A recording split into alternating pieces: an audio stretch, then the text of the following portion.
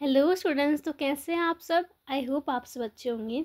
आज की वीडियो में हम स्टार्ट करने वाले हैं हमारी बुक BPSC 105। ठीक है, तो चलिए स्टार्ट करते हैं। आज हम पढ़ेंगे हमारी जो फर्स्ट यूनिट है, फर्स्ट चैप्टर है राजनीति के तुलनात्मक अध्ययन की प्रकृति, क्षेत्र और उपयोगिता। ठीक है, तो चलिए स्टार्ट करते हैं हम चैप्टर को। काफ़ी लंबे टाइम के बाद वीडियो आ रही है ना आज। चलो पढ़ते हैं। ठीक है, तो देखो चैप्टर का नाम क्या है हमारा, राजनीति के तुलनात्मक अध्ययन की प्रकृति, विशेष क्षेत्र और उपयोगिता। देखो हमारा जो मेन यहाँ पे पॉइंट है वो क्या है, तुलनात्मक अध्ययन। ठीक है, तुलनात्मक अध्ययन, अध्ययन तो ठीक है, स्टडी करना। अब इसमें किसके, राजनीति के तुलनात्मक। तुलनात्मक क्या, तुलना का मतलब क्या है, तुलना करना, कंपैरिजन करना, है ना। वो भी हम आके समझेंगे पूरा बेसिक से। ठीक है, तो पहले हम देख लेते हैं उद्देश्य। ठीक है, उद्देश्य से हम स्टार्ट करते हैं। तो देखो ये जो चैप्टर है, ठीक है, ये जो यूनिट है वो क्यों बनाई गई है, वो इस बात को समझाने के लिए बनाई गई है ना कि जो तुलनात्मक राजनीति है, जो कंपैरेटिव पॉलिटिक्स है, वो क्या होती है, उसका विषय क्षेत्र, प्रकृति और उपयोगिता क्या है। ठीक है, ये सब चीज़ें हमें समझनी है, इसलिए ये चैप्टर बनाया गया है। ठीक है, और इस चैप्टर को अगर हम पढ़ लें पूरा का पूरा, ठीक है, अच्छे से समझ लें, तो हम क्या क्या चीज़ें समझ सकेंगे, किस किस चीज़ों को हम निम्नलिखित चीज़ों को यहाँ पे समझने में सक्षम होंगे। देखो कौन कौन सी चीज़ें यहाँ पे दी गई हैं। ठीक है, एक तो हो गया हमारा राजनीति के तुलनात्मक अध्ययन का अर्थ है और विषय क्षेत्र, स्पष्ट रूप से उसको समझना।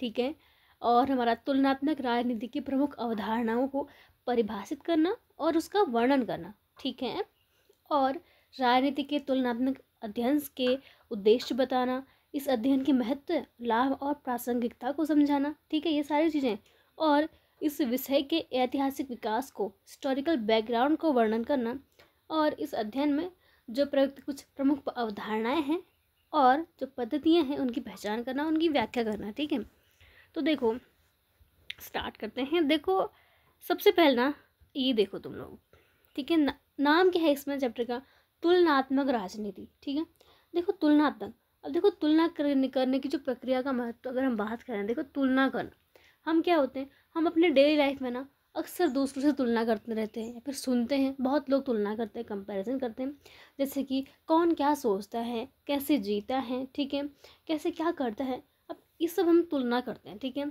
डेली लाइफ हम देखते हैं वही सारी चीज़ें। ठीक है, हम देखते हैं कि दूसरे क्या सोचते हैं, क्या करते हैं, कैसे जीते हैं, सारी चीज़ें, इससे हम अपने व्यवहार को गहराई से समझने में लगते हैं। ठीक है, अब यही जो प्रक्रिया है ना, ये जो प्रोसेस है, इसकी ये तुलना करने की, कंपैरिजन करने की, जब समाज या राष्ट्र के स्तर पर पहुंच जाए, ठीक है, मतलब चीज़ वही है लेकिन उसका जो स्तर है वो बढ़ चुका है, किस स्तर पर, समाज के स्तर पर, राष्ट्र के स्तर पर होती है, तो वह क्या कहलाती है, तो वह राजनीतिक तुलना कहलाती है, या फिर हम उसको बोल सकते हैं पॉलिटिकल कंपैरिजन कहलाती है। ठीक है, जैसे देखो एग्जाम्पल, जैसे हम एग्जाम्पल करें कि उदाहरण देखो कि भारत और अमेरिका की संसद, हम यहाँ पे क्या करें, तुलना कर रहे हैं। ठीक है, या फिर भारत और चीन की राजनीतिक प्रणाली की तुलना।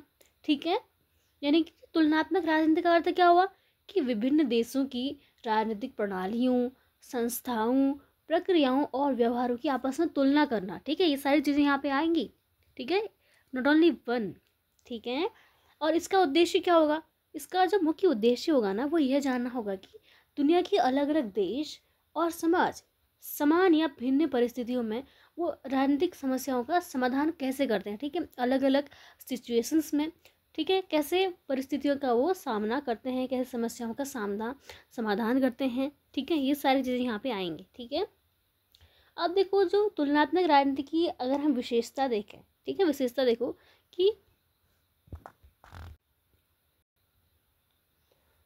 देखो, हालांकि तुलना यानी कि कंपैरिजन की जो पद्धति है ना, वो क्या, वो मनोवैज्ञानिक, समाजशास्त्र, ठीक है, यहाँ पे पूरा दिया गया है। ठीक है, समाजशास्त्र, अर्थशास्त्र जैसे अन्य विषयों में भी प्रयोग की जाती है। ठीक है, लेकिन जो तुलनात्मक राजनीति है ना, उसकी एक अपनी अलग पहचान है।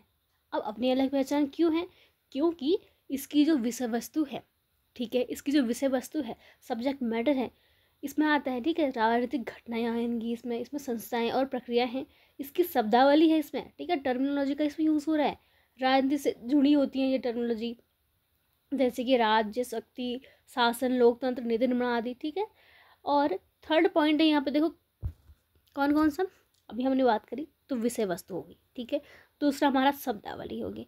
तीसरा हमारा आता है परिप्रेक्ष्य, पर्सपेक्टिव, राजनीति और सामाजिक दोनों होता है इसमें, ठीक है। इसीलिए जो तुलनात्मक राजनीति है ना, वो न केवल एक पद्धति है, सिर्फ मेथड नहीं है, बल्कि क्या है, बल्कि यह राजनीति विज्ञान का एक स्वतंत्र, उसको हम उप विषय है, एक सब फील्ड है, ठीक है। इतना समझ गए, चलो वेरी गुड। आगे हम देखते हैं राजनीति का तुलनात्मक अध्ययन, प्रकृति और विषय क्षेत्र, ठीक है। देखो यहाँ पे विषय क्षेत्र हमें दिए गए हैं, कौन कौन से विषय क्षेत्र, देखो यहाँ पे भी हमने दिए थे, ठीक है। कौन कौन से विषय क्षेत्र हैं, ये जो विषय क्षेत्र है ना, वो क्या होता है कि समय के साथ ना बदलते रहते हैं, ठीक है। जैसे कि इन बदलावों का जो निर्धारण होता है ना, वो 3 तत्वों से होता है, ठीक है। 3 तत्वों से होते हैं, कौन कौन से, एक तो हमारा विषय वस्तु होगी, ठीक है, सब्जेक्ट मैटर, जो भी हमने बताया कि कौन सी राजनीतिक चीज़ों की तुलना की जा रही है, ठीक है। दूसरा हमारा शब्दावली, ठीक है, लैंग्वेज, भाषा, कि कौन से शब्द और अवधारणाएं प्रयोग हो रही हैं, ठीक है।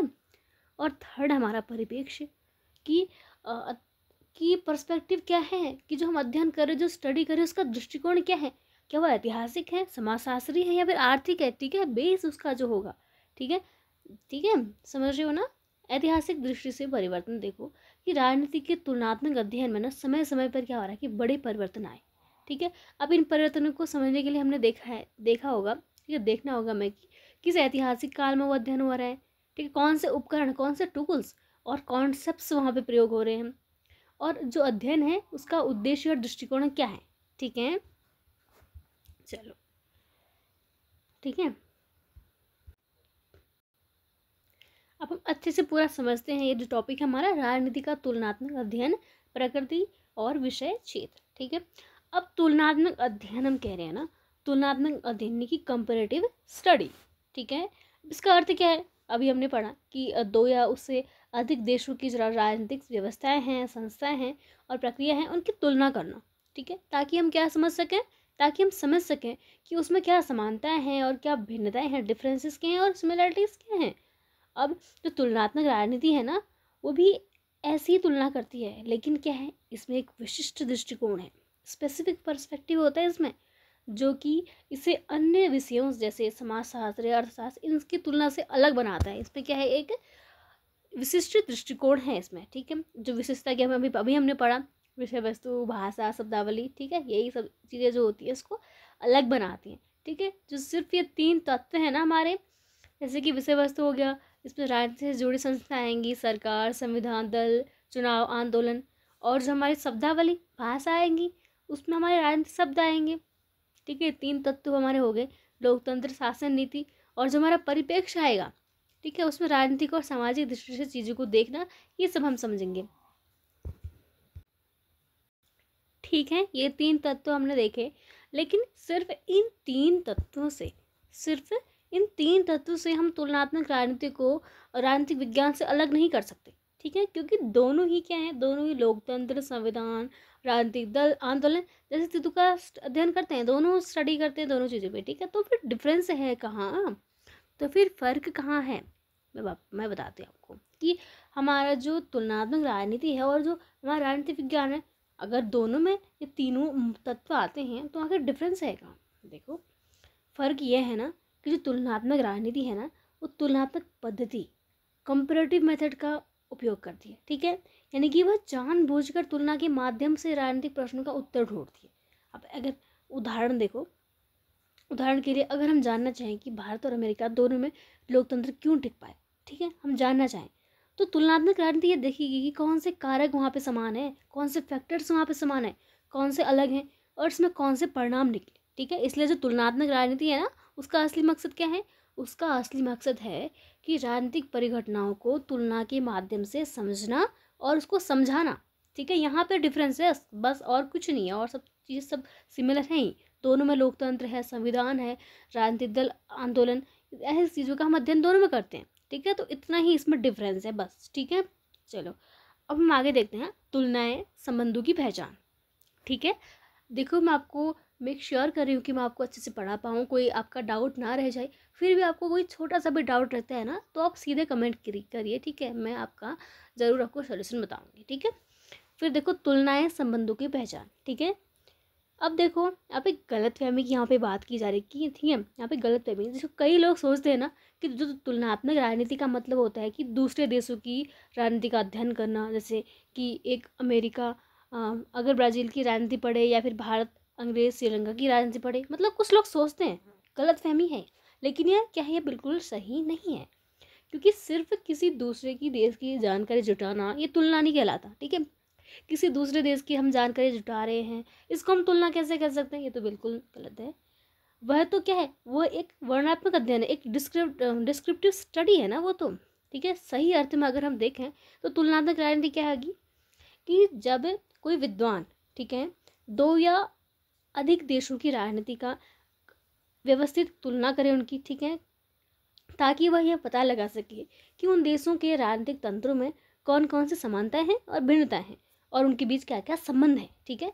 दोनों चीज़ आएंगी इसमें। हम अगर तुलना करें तो वहाँ पे ऐसा नहीं कि सिमिलरिटीज़ हम देखेंगे, वहाँ पे हम देखेंगे कि उनमें सिमिलरिटीज़ कितनी हैं, उनमें डिफरेंसेस कितने हैं, और उनके बीच रिलेशनशिप्स क्या हैं, उनके बीच संबंध क्या है उन देशों के बीच, ठीक है। ये 2-3 फैक्टर वहाँ पे काम आएंगे, ठीक है। चलो यहाँ पे देखो, सारा जो आपको पढ़ा रही हूँ मैं, सारा का सारा आपकी कोई भी पॉइंट आपका नहीं छूटेगा, ठीक है। पूरा का पूरा हम आप बुक से पढ़ा रहे हैं। भिन्नताओं समानताओं की पहचान करना, अंततः उनकी व्याख्या करना भी है, ठीक है। तो आगे देखो, फिर देखो पुराने समय की सीमाएं की यहाँ पे बात करी है जा रही है ना, कि पुराने समय की सीमाएं। देखो पहले के समय में क्या होता था कि तुलनात्मक राजनीति का काम सिर्फ इतना माना जाता था कि दो देशों के बीच कुछ समानता है, कुछ भिन्नता है, उनको ढूंढो। इसलिए विद्वान क्या करते थे कि देशों को क्लासिफाई करते थे, वर्गीकृत करते थे, और डिवाइड करते थे, और क्या करते थे, पोलराइज करते थे, जैसे कि लोकतंत्र बनाम अधिनायकवादी शासन। लेकिन अब जो है, अब तुलनात्मक राजनीति का क्षेत्र ना इससे कहीं आगे बढ़ चुका है, ठीक है। अब आधुनिक दृष्टिकोण आ चुका है। अब आधुनिक दृष्टिकोण में क्या है कि अब तुलनात्मक राजनीति का उद्देश्य केवल यह नहीं है कि कौन से देश एक जैसे हैं या फिर कौन से अलग हैं, बल्कि अब यह भी देखती है ना कि इन समानताओं और भिन्नताओं के बीच रिलेशनशिप्स क्या हैं, संबंध क्या हैं, ठीक है। यानी कि अब तुलनात्मक राजनीति अब पहले जैसी नहीं रही। अब यह जानने की कोशिश करती है कि राजनीतिक संस्थाएं, प्रक्रियाएं और व्यवहार आपस में किस प्रकार जुड़े हुए हैं। यानी कि मेन बात किसकी की जा रही है, रिलेशनशिप्स, ठीक है। और ये संबंध किसी देश की राजनीति को कैसे प्रभावित करने, ठीक है। अब देखो उदाहरण के साथ आपको समझाऊंगी, चिंता मत करो, पूरा अच्छे से बेसिक क्लियर होगा आपका। देखो उदाहरण देखो, यदि हम भारत और अमेरिका की तुलना करें ना, तो केवल यह कहना पर्याप्त नहीं है कि दोनों लोकतांत्रिक है, दोनों में डेमोक्रेसी है, और पर एक संघीय है, दूसरा राष्ट्रपति प्रणाली वाला। बल्कि जो तुलनात्मक राजनीति है ना, वो यह पूछेगी कि क्या संघीय ढांचा लोकतंत्र को मजबूत बनाता है। अब दोनों में है तो ऐसा थोड़ी है कि, ठीक है, ये पूछेगी। और पूछेगी क्या राष्ट्रपति प्रणाली अधिक स्थिरता देती है, ठीक है। इन दोनों में कौन सा संबंध स्थापित होता है, ठीक है। तो इस प्रकार का होगा। इस प्रकार तुलना जो है केवल भिन्नता या फिर समानता पर भी नहीं रुकती, बल्कि क्या बोला मैंने, संबंध, रिलेशनशिप की खोज करती है, ठीक है।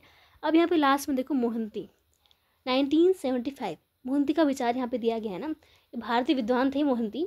उनके अनुसार क्या कहा गया, उन्होंने कहा है कि तुलनाओं का उपयोग केवल समानताओं और भिन्नताओं की पहचान तक सीमित नहीं रहना चाहिए, बल्कि यह हमें राजनीतिक घटनाओं के बीच गहरे संबंधों की भी व्याख्या करने में मदद करनी चाहिए, ठीक है। यानी तुलनात्मक राजनीति का असली उद्देश्य क्या है कि राजनीतिक घटनाओं को एक बड़े ढांचे में देखना और उसके संबंधों की पहचान करना, ठीक है, संबंधों को समझना।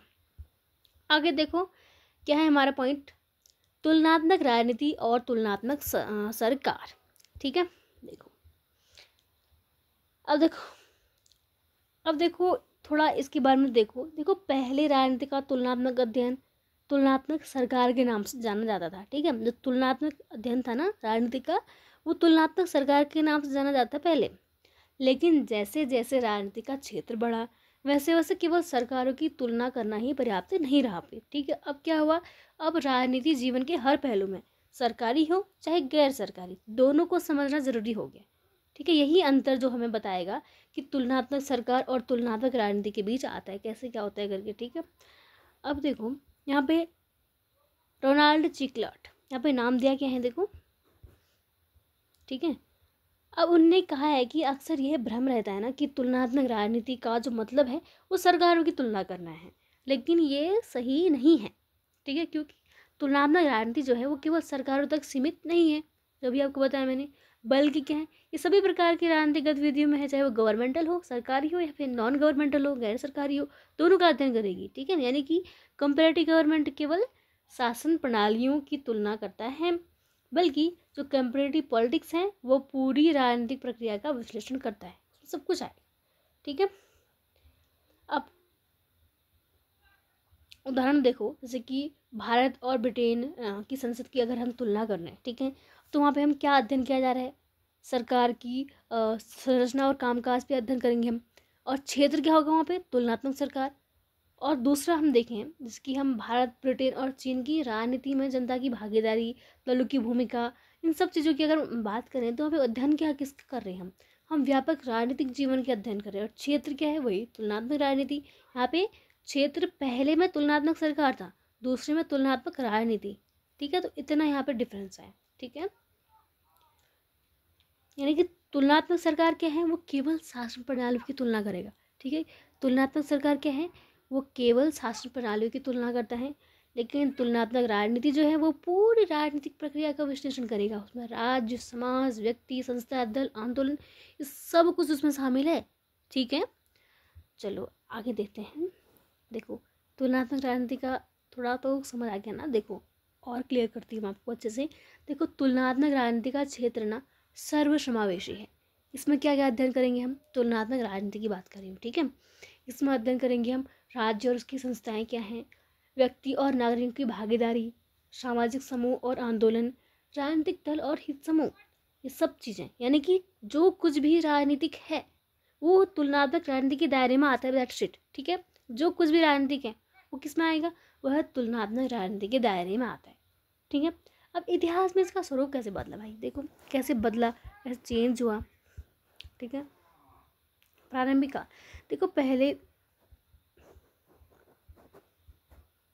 प्रारंभिक काल प्री वर्ल्ड वॉर 2 में देखो क्या हुआ, शुरुआत में ना तुलनात्मक राजनीति का दायरा बहुत सीमित था। ठीक है, विद्वान जो थे केवल सरकारों और शासन प्रणालियों की तुलना करते थे। ठीक है, अधिकतर अध्ययन पश्चिमी देशों और तक ही सीमित थे, यूरोप और अमेरिका तक ही सीमित थे। अब द्वितीय विश्व के युद्ध के बाद क्या हुआ, ठीक है, दूसरे विश्व युद्ध के बाद क्या हुआ कि उपनिवेश का अंत हुआ, उपनिवेशवाद का अंत हुआ। उसके बाद कई नए राष्ट्र जो बने। ठीक है, एशिया, अफ्रीका, लैटिन अमेरिका, ये सब बने। अब विद्वानों का ध्यान नए देशों की राजनीतिक प्रक्रिया पर गया जब वो बनी। अब अध्ययन का दायरा बढ़ गया। ठीक है, बढ़कर नए राष्ट्रों के निर्माण पर भी आ गया, राज्य निर्माण, ठीक है, आधुनिकीकरण पर पहुंच गया। अब तुलनात्मक राजनीति में जो कुछ मुख्य विषय हैं, ठीक है, कौन कौन से विषय रखे गए इसमें पोस्ट 1945 तक। ठीक है, कौन कौन से विषय रखे गए इसमें, राजनीतिक समाजीकरण हो गया, राजनीतिक संस्कृति, हित अभिव्यक्ति, हित सामूहिकरण, ठीक है, राजनीतिक भर्ती, ये सब चीज़ें इसमें रखी गई। अब ये अध्ययन जो था इसका उद्देश्य क्या था, इस इन विषयों पर किए गए तुलनात्मक जो अध्ययन का उद्देश्य था, एक तो हमारा हो गया राष्ट्र निर्माण और राज्य निर्माण, और साथ ही आधुनिकीकरण, यानी कि पारंपरिक व्यवस्था से विकसित लोकतंत्र की ओर बढ़ना। ठीक है, अब तो समय के साथ जो हमने पढ़ा, हमने जो परिवर्तन हुआ ना, देखो क्या हुआ, देखो 1950 से 1960 तक, 60 तक क्या हुआ, बड़े सिद्धांत आए। ठीक है, मतलब प्रमुख प्रवृत्ति, बड़े सिद्धांत आए, ग्रांड थ्योरीज आए। और 1970 में तृतीय विश्ववाद हुआ। 1980 की हम बात करें तो छोटी इकाइयों का अध्ययन। ठीक है, और 1990 के बाद तो फिर वैश्विक तुलना आ गई, ग्लोबल कंपैरिजन हो गया। ठीक है, यानी कि वैश्वीकरण आ गया फिर। ठीक है, वैश्वीकरण की बात की स्थिति क्या हुई कि अब तो जो तुलनात्मक राजनीति का अध्ययन ना और भी ज़्यादा विस्तृत हो गया, मतलब धीरे धीरे उस पर क्या हो रहा है, डेवलपमेंट होते जा रहे हैं। इससे इसमें अंतर्राष्ट्रीय स्तर पर जुड़े मुद्दों की तुलना भी होती है। ठीक है, गैर सरकारी संगठन हो गए जैसे कि NGOs हो गए, बहुराष्ट्रीय कंपनियां हो गई जैसे कि, और सोशल मीडिया या फिर तकनीक, ये सब भी राजनीतिक अध्ययन का हिस्सा बन गया। ठीक है, अब जो तुलनात्मक राजनीति थी ना, वो सिर्फ राज्य तक सीमित तो नहीं है, सिर्फ राज्य तक सीमित नहीं, बल्कि वैश्विक राजनीतिक नेटवर्क की तुलना करने तक फैल गई। ठीक है, अब यहाँ पे देखो बोध प्रश्न आ रहा है ना हमारा। बोध प्रश्न क्या पूछ रहे हैं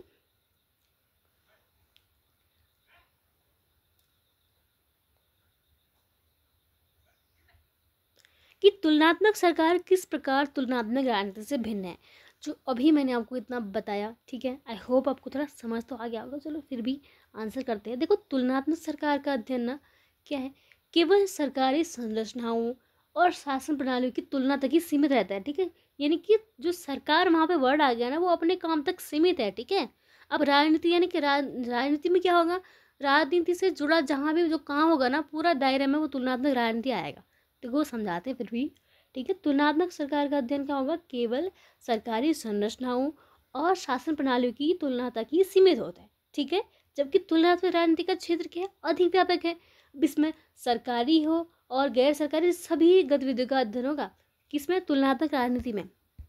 इसमें सरकारी हो गैर सरकारी हो, सभी की गतिविधियों का अध्ययन शामिल है। जैसे कोई व्यक्ति, दल, समूह, आंदोलन, संस्कृति, राजनीतिक व्यवहार सब आएगा किसमें, तुलनात्मक राजनीति में, ठीक है। इस प्रकार जो तुलनात्मक राजनीति है वो राजनीति विज्ञान का एक विस्तृत उप विषय है, ठीक है, जो कि राजनीति को एक संपूर्ण प्रणाली के रूप में समझने का प्रयास करता है, ठीक है। आगे देखो, तुलनात्मक राजनीति एक ऐतिहासिक सिंहावलोकन, ठीक है। अब देखो,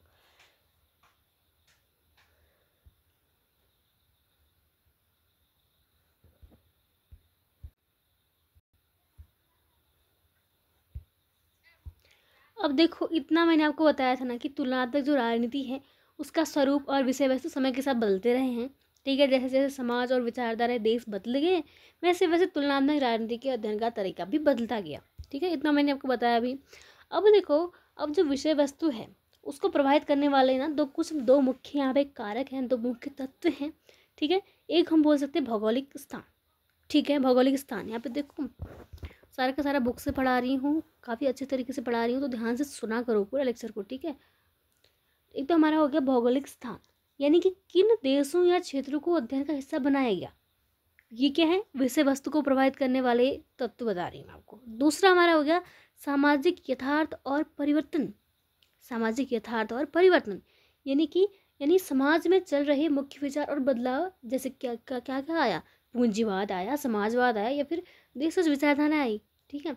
इन्हीं दोनों बातों से क्या हो रहा है, यह तय हो रहा है कि किस समय में तुलनात्मक राजनीति का ध्यान किन पहलू पर रहेगा, ठीक है। आगे देखो, राजनीति के तुलनात्मक अध्ययन की उत्पत्ति, ठीक है। अब यहाँ पे अरस्तु की हम बात करेंगे, ठीक है। अब तुलनात्मक राजनीति की शुरुआत बहुत पुराने समय से हुई थी।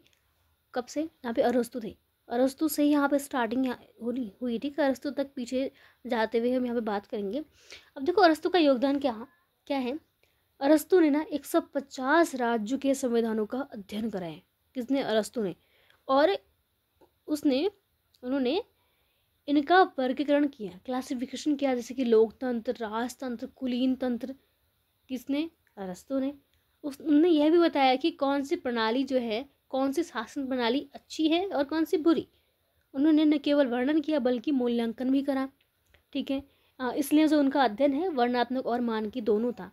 अब बात की भी दार्शनिक आए कुछ, ठीक है, अरस्तु के बाद, जैसे कि यहाँ पे कौन कौन से हैं, पालीबियस यहाँ पे दिया गया है, ठीक है, सिसिरो, ठीक है, ने अरस्तु की सोच को आगे बढ़ाया, ठीक है। फिर कौन आया, फिर यहाँ पे आए मैकियावेली आए, कौन से 15वीं सदी में आए, ठीक है। उसने क्या बताया, उसने विभिन्न राज्यों और गणराज्यों की तुलना करी ताकि वह जान सके कि कौन सी शासन प्रणाली सबसे सफल है, ठीक है। मतलब क्या है, मतलब शुरुआत में ना तुलनात्मक राजनीति का उद्देश्य यह था कि कौन सा शासन सबसे बेहतर है और कौन राज्य को सफल कैसे बनाया जा सकता है, ठीक है। अब देखो, 19वीं सदी का अंत और 20वीं सदी का प्रारंभ है, ठीक है।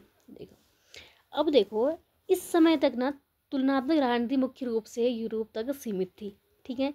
यह काल उदारवाद का था और यूरोपीय देश दुनिया पर हावी थे, ठीक है। अब उस समय के जो मुख्य अध्ययन है, ठीक है, यहाँ पे देखो दिए गए हैं कुछ। जेम्स ब्राइस हो गया, नाम दे रखे हैं यहाँ पे, ठीक है। देखो, जेम्स ब्राइस का यहाँ पे मॉडर्न डेमोक्रेसी हो गया, हर्मन फाइवर का theory and practice of modern governments, ठीक है, डेमोक्रेसी। तो ये सारे नाम दिए गए हैं। तो इन सब का ध्यान था किस चीज़ पे, इन सब का ध्यान था हमारा सरकारों और संस्थाओं की तुलना करने पे, शक्ति के वितरण पे, सरकार की विभिन्न परतों के बीच संबंध, इन सब पे इनका ध्यान था, ठीक है। और लेकिन परंतु समस्या कहाँ पे आई, समस्या कहाँ पे आई, परंतु समस्या है कि ये सारे अध्ययन ना यूरो केंद्रित थे, यानी कि सिर्फ यूरोपीय देशों पर आधारित थे, ब्रिटेन, फ्रांस, जर्मनी जैसे देशों पर, ठीक है। बाकी दुनिया जो है एशिया, अफ्रीका, लैटिन अमेरिका को शामिल नहीं किया इसमें, इसलिए इनके जो निष्कर्ष थे पूरे विश्व पर तो लागू नहीं हो सकते थे, ठीक है। यानी कि तुलनात्मक राजनीति का उस समय सिर्फ पश्चिमी दृष्टिकोण से देखी जाती थी, ठीक है। यूरोप खुद को श्रेष्ठ मानता था और बाकी देशों को अविकसित या फिर बिना इतिहास वाले समझता था, ठीक है। इतना था।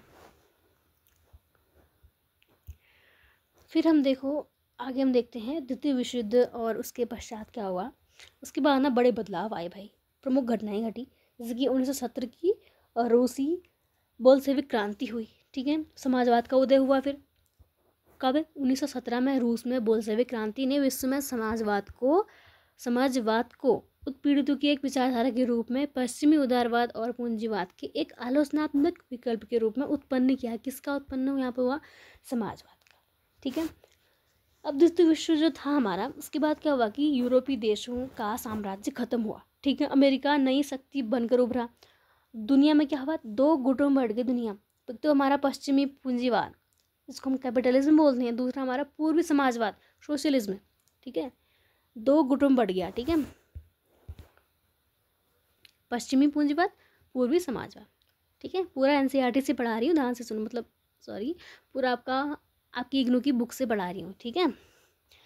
उपनिवेश का अंत हुआ जब अब एशिया, अफ्रीका, लैटिन अमेरिका के देशों ने आज़ादी पाई, ठीक है। नए राष्ट्रों ने अपने राष्ट्र निर्माण और राज्य निर्माण की प्रक्रिया शुरू करी। उनके लिए विकास और आत्मीकरण नए मुद्दे बन गए, ठीक है। नई दिशाएं में आ गई। फिर कुछ देशों ने समाजवाद का रास्ता अपनाया, ठीक है, और कुछ ने मिश्रित मॉडल चुना, जैसे कि भारत है। भारत में समाजवाद, पूंजीवाद दोनों है, ठीक है। और कई देशों ने क्या हुआ कि गुट निरपेक्ष आंदोलन के माध्यम से कहा कि हम न अमेरिका के साथ है न सोवियत संघ के साथ है, ठीक है। यानी कि अब तुलनात्मक राजनीति का ध्यान सिर्फ पश्चिमी देशों पर तो नहीं रहा। अब क्या हुआ? अब पूरे विश्व के देशों की राजनीतिक प्रक्रिया को समझने पर रहा, ठीक है, किसी एक पर बिल्कुल नहीं रहा, ठीक है। अब हुआ देखो 1940 के दशक पर क्या हुआ, देखो यहाँ से देखो। अब क्या हुआ कि व्यवहारवादी क्रांति और नई प्रवृत्तियाँ आई, ठीक है। 1940 के दशक तक क्या हुआ कि राजनीति का तुलनात्मक अध्ययन ज़्यादातर संस्थाओं पर आधारित था, 1940 के दशक तक, ठीक है। फिर यानी कि कौन सी सरकार कैसी है, कौन सा संविधान कैसा है, कौन सी व्यवस्था कितनी सफल है, इन सब पर ध्यान था। इसका मतलब था कि ध्यान केवल किस पे था? संविधान पे था, संसद पे था, राष्ट्रपति पे था, न्यायपालिका जैसी औपचारिक संस्थाओं पर था। लेकिन अब सवाल उठने लग गए, ठीक है। अब क्या हुआ? अब सवाल उठने लग गए कि लोग राजनीतिक रूप से कैसे व्यवहार करते हैं, ठीक है। कैसे व्यवहार करते हैं, क्यों, देखो व्यवहार क्यों करते हैं, ठीक है। यहाँ पे देखो सवाल उठने लग गए, ठीक है। वे करते हैं क्यों, उनके परिणाम स्वरूप राजनीतिक प्रक्रिया और प्रणालियाँ वैसे कार्य करती हैं, ठीक है। मतलब वे वैसा व्यवहार क्यों करते हैं, राजनीतिक प्रक्रियाएँ जो हैं वैसे क्यों चलती है जैसे चलती हैं, सब सवाल उठने लगे। अब इन सवालों से ही क्या हुआ? राजनीति में एक नए आंदोलन की शुरुआत हुई, जिसको हम बोलते हैं क्या? व्यवहारवाद, ठीक है। क्या बोलते हैं? व्यवहारवाद। देखो यहाँ पे दिया भी गया है, देखो व्यवहारवादी आंदोलन के नाम से प्रसिद्ध हुआ, ठीक है। अब देखो व्यवहारवाद जो था ना हमारा, व्यवहारवादी आंदोलन क्या था? एक नई दिशा थी, ठीक है। इसने क्या कहा? इसने कहा कि राजनीति को सिर्फ संविधान या संस्थाओं से नहीं बल्कि लोगों के व्यवहार से भी समझना चाहिए, ठीक है। इसके जो मुख्य विचार थे क्या था? राजनीति का अध्ययन वैज्ञानिक होना चाहिए, जो तथ्य थे उनको डेटा, सर्वे और निरीक्षण में परखा जाए, ठीक है। इसके जो मुख्य विचार थे, और अध्ययन में भावनाएं या मूल्य नहीं हो, यानी राजनीति का जो अध्ययन है वो वैल्यू न्यूट्रल हो, ठीक है। अब मुख्य प्रश्न क्या? मुख्य प्रश्न ये हुआ कि लोग जो है ना राजनीतिक रूप से वैसा व्यवहार क्यों करते हैं जैसा वे करते हैं, यानी कि इस व्यवहार का राजनीतिक प्रक्रिया और परिणामों पर क्या असर होता है, ये मुख्य प्रश्न वहाँ पे था, ठीक है। फिर देखो संस्था के दृष्टिकोण की आलोचना। 1950 के दशक में विद्वानों ने पुराने संस्थागत दृष्टिकोण की आलोचना करी यहाँ पे, ठीक है। यहाँ पे हम नाम भी देखेंगे, जैसे कि हमारे राय मैकरिडिस। 1955 में क्या हुआ? 1955 में राय मैकरिडिस, ठीक है, उनने कहा कि पुराने अध्ययन बहुत ज़्यादा औपचारिक संस्थाओं पर केंद्रित थे, ठीक है, और वास्तव राजनीतिक प्रक्रियाओं की अनदेखी करते थे, यानी कि वो ज़मीन पर जो हो रहा है ना उसे नहीं देखते थे। ये किसका कहा गया है, ये हमारा कहा गया है 1955 में राय मैकरेडिस। ठीक है, फिर हमारा यहाँ पे दिया गया है, यहाँ पे देखो एक्सटीन 1963, उन्होंने कहा कि तुलनात्मक राजनीति को अब बदलती विश्व राजनीति के अनुसार विस्तार करना होगा। मतलब अब सिर्फ पश्चिमी नहीं, पूरे विश्व की राजनीति का तुलनात्मक अध्ययन होना चाहिए, ये कहा। ठीक है, फिर बाद में ऐसा हुआ। और फिर देखो हमारा 1954 में क्या हुआ कि हमारे गैब्रियल आर्मन और नई तुलनात्मक राजनीति, ठीक है, गैब्रियल आर्मन और उसके साथियों ने क्या किया कि 1954 में कमेटी ऑन कंपैरेटिव पॉलिटिक्स बनाई। ठीक है, उनका उद्देश्य था ना कि एक सिद्धांत, ऐसा सिद्धांत और पद्धति बनाना जो कि दुनिया के सभी देशों की तुलना कर सके, चाहे वह लोकतांत्रिक हो, गैर लोकतांत्रिक हो, या फिर पश्चिमी हो या गैर पश्चिमी। ठीक है, यानी कि राजनीति की एक नई परिभाषा यहाँ पे दी गई। अब राजनीति को केवल राज्य या संविधान तक सीमित नहीं रखा गया, बल्कि लोगों के व्यवहार, विचार, चुनाव, मतदान, इन सभी तक फैलाया गया। तभी हमारा जो व्यवहारवाद आया। ठीक है, और राजनीति का अध्ययन क्या होना चाहिए से नहीं, बल्कि वास्तव में क्या हो रहा है से होने लग गया। ठीक है, चलो फिर आगे देखते हैं।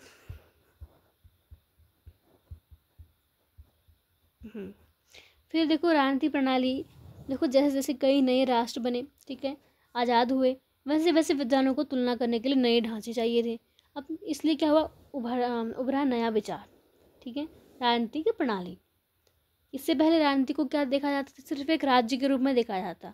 अब क्या कहा गया, राजनीतिक प्रणाली सिर्फ राज्य में नहीं बल्कि समाज, संस्कृति, दल, समूह, नेता, नागरिक सब में शामिल है। ठीक है, डेविड स्टीन ने इसे क्या दिया गया, डेविड स्टीन ने इसने पॉलिटिकल सिस्टम का मॉडल दिया। ठीक है, इसका मॉडल दिया, देखो डेविड स्टीन का पॉलिटिकल सिस्टम का मॉडल हम इसको बोलते हैं। फिर अब किस पे ध्यान दिया गया, अब समाज में कुछ न कुछ कार्य ऐसे होते हैं जो अनिवार्य, जैसे कि नेतृत्व चुनना, निर्णय लेना, नीतियाँ बनाना, मतभेद सुलझाना। इन कार्यों को पूरा करने के लिए समाज में कुछ संरचनाएं होती हैं, जैसे कि संसद हैं, दल हैं, हित समूह, मीडिया है। अब तुलनात्मक अध्ययन ना अब यह देखने लगा कि विभिन्न देशों की संरचना ये कार्य कैसे निभाती हैं। गैर पश्चिमी राजनीति का समावेश, जैसे कि अब विद्वानों ने एशिया, अफ्रीका, लैटिन जैसे देशों को भी तुलनात्मक राजनीति में शामिल किया, क्योंकि वे जो नए राष्ट्र विकास और परिवर्तन के दौर में थे। अमेरिका विद्वानों ने इन्हें जीवित प्रयोगशालाएं कहा है। ठीक है, लिविंग लेबोरेटरीज, जहां राजनीतिक परिवर्तन का अध्ययन किया जा सकता था। ठीक है, इससे नई अवधारणाएं आई, नए सिद्धांत आए। ठीक है, नई अवधारणाएं आई, नए सिद्धांत आए। ठीक है, तो अमेरिका प्रभाव और परियोजना। अब इस समय क्या हुआ कि अमेरिका ने राजनीतिक शोध को बहुत बढ़ावा दिया, लेकिन इसका जो उद्देश्य था ना सिर्फ ज्ञान नहीं बल्कि अपनी विदेश नीति को मजबूत करना भी था। ठीक है, जैसे कि अमेरिका का जो प्रोजेक्ट था, प्रोजेक्ट कैमलेट, हिमालयन प्रोजेक्ट इंडिया का था। ठीक है, अब इन परियोजना का उद्देश्य विकासशील देशों में राजनीतिक परिवर्तन को समझना था, ताकि उन्हें मार्क्सवाद लेनिनवाद से दूर रखकर अमेरिकी मॉडल की ओर आकर्षित किया जा सके। ठीक है, चलो फिर यहाँ पे कुछ महत्वपूर्ण पुस्तकें यहाँ पे दी गई हैं। ठीक है, कुछ महत्वपूर्ण पुस्तकें यहाँ पे दी गई हैं, जैसे कि आर्मन कोलेमन, डेविड ईस्टन की पॉलिटिकल सिस्टम मॉडल हो गया। ठीक है, जो भी आपको बताया मैंने, ये सारे यहाँ पे दिए गए हैं। ठीक है, अब इन सब ने कहा कि राजनीति को समझने के लिए सांस्कृतिक, सामाजिक और आर्थिक सभी पहलुओं को एक साथ देखना होगा। देखो मैंने आपको पूरा का पूरा कवर कर रखा है। ठीक है, सारे पॉइंट्स मैंने आपको, ऐसा नहीं कि मैंने लाइन टू लाइन समझाया आपको, मैंने कोई टॉपिक मिस नहीं कर रखा है आपको। ठीक है, सारे के सारी चीज़ों को मैंने यहाँ पे कवर कर रखा है। ठीक है, फिर हम अब आगे, देखो वीडियो काफ़ी लंबी हो रही है। ठीक है, तो इतना ही रखते हैं आज की वीडियो में। बाकी का जो बचा हुआ चैप्टर है उसको हम पार्ट 2 में रखेंगे, और इससे रिलेटेड अगर आपको कोई भी डाउट है तो सीधे कमेंट करो। ठीक है, और इसका तो हमने पूरा पढ़ लिया है। ठीक है, देखो अभी हमने जैसे कि बड़ा प्रोजेक्ट कॉमलेट है, बताओ कहाँ था, लैटिन अमेरिका का था। ठीक है, हिमालयन प्रोजेक्ट हमारा इंडिया का था। ठीक है, इनका उद्देश्य क्या था, इनका उद्देश्य था विकासशील देशों में राजनीतिक परिवर्तन को समझना, ताकि उन्हें मार्क्सवाद लेनिनवाद से दूर रखकर अमेरिकी मॉडल की ओर आकर्षित किया जा सके। ठीक है, आई होप आपको समझ आ गया होगा। फिर भी कोई डाउट है सीधे कमेंट करो, ठीक है। और वीडियो कैसी लगी ज़रूर बताओ। आप लोग वीडियो देख तो लेते हो लेकिन बताते नहीं हो कि वीडियो आपको कैसी लगी। आप कमेंट करते हैं तो हमें भी अच्छा लगता है, हम भी ज़्यादा मोटिवेट होते हैं और ज़्यादा वीडियोज़ बनाने के लिए, ठीक है। Thank you.